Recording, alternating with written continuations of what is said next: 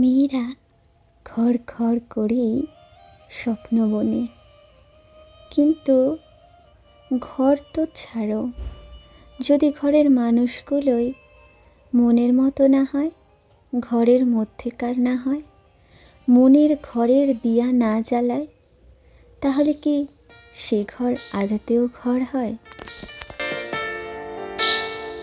কত মেয়েদের ঘর ভালো লাগে, ঘরের প্রত্যেকটা জিনিস, প্রত্যেকটা আনাচে কানাচে থেকে যাওয়া মুহূর্তে ভালোবেসে ফেলা জিনিসগুলোর প্রতি থাকে অসীম মায়া। আর তার চেয়েও মায়া কোন বিষয়টাতে থাকে জানো? ঘরে থাকা মানুষটার, মনের ঘরে থাকা মানুষটার মায়া আমরা সহজেই ভুলতে পারি না। একটা জিনিস হারিয়ে গেলে আমরা ভুলে যাই, কিছুদিন মনে থাকে, হয়তো বা সারা জীবন মনে থাকে, ভুলে যেতেও পারি চাইলে, কিন্তু মানুষকে হাজার চাইলে তুমি ভুলতে পারবে না।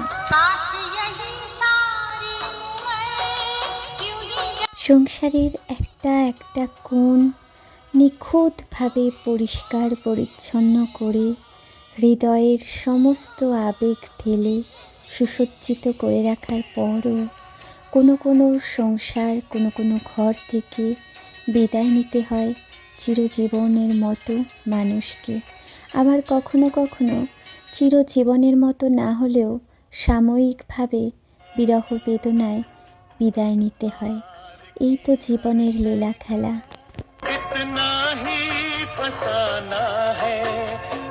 শখ খানিকটা সুখের মতো।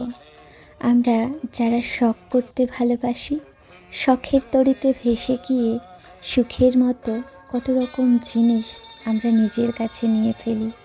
সুখ মনে করে কত মানুষকেও আমরা জীবনে বেছে নিই, নিজের জীবনে বেছে নিই, আর একটি বারও ভাবি না সেটা আমাদের জীবনে সঠিক কিনা, সিদ্ধান্তটা সঠিক হলো কিনা।